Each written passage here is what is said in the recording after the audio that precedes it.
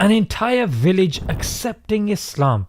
Inspiring, isn't it? Now, being part of that is possible. By donating to this IERA project, it will help many people accept Islam in Africa and equip them to practice it. Link in the description. Assalamu alaikum guys, and welcome to another episode of Smile to Jannah. It feels like forever, and what a video to resume our scheduled uploads with than Dr. Francois, an academic who was brought onto Sky News to discuss the Israel-Gaza, well, let's call it what it is. It's a genocide, yeah? And boy, what you're about to see is school in session. Hundreds of billions of dollars has been put at risk because the Houthis have held this area in the Red Sea at ransom. What? Sorry, so just let me get this straight, Yalda. So we are bombing the poorest, one of the poorest countries in the world that has been under a humanitarian blockade. Shame on you. And we are bombing them because a couple of guys in dinghies in support for the Palestinians who are having a genocide committed against them. They're objecting to that and we're bombing them. Come on now. Sky journalists being handed their dignity in a silk white cloth. I mean, this is just an insane world for us to even think. I'm so sorry your Amazon packages are delayed. I really am. Like, I wish mine came on time.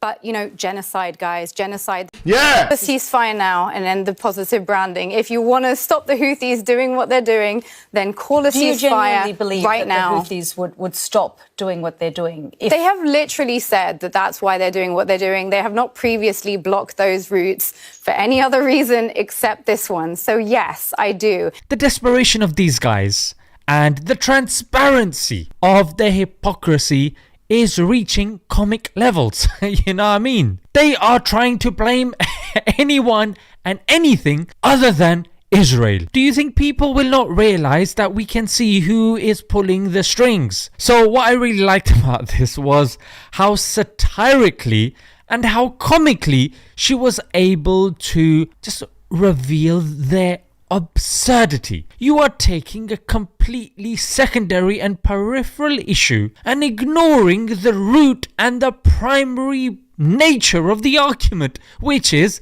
Israel committing a genocide. The Sky journalists here just feel to me like they are chimps in suits. That's all it is.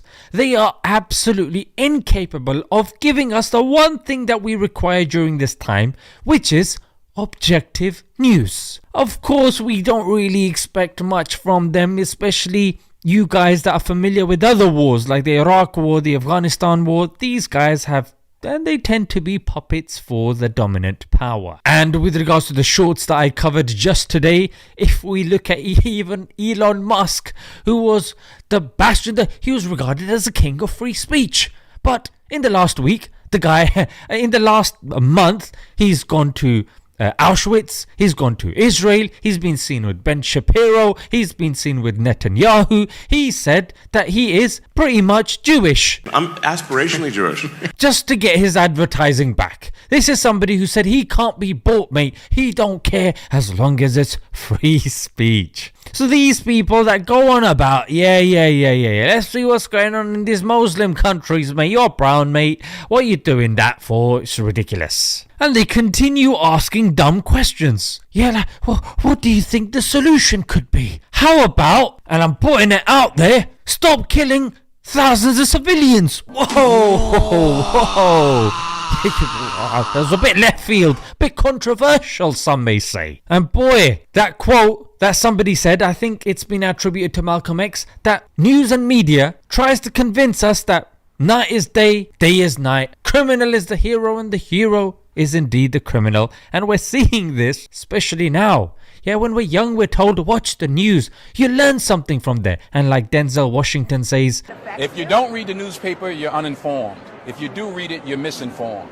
I think Mr. Denzel hit the nail on the head. And kudos to Dr. Francois. And hopefully that will pave the way for more people to expose these mugs. I don't think they really expected it from her at that level, because that, frankly, was a complete roast. Yeah, those guys are now ready to be slung on a plate, fork and knife, bit of chips on the side, chili sauce, And Bismillah. Let's leave it there, guys. Until next time. Assalamu alaikum.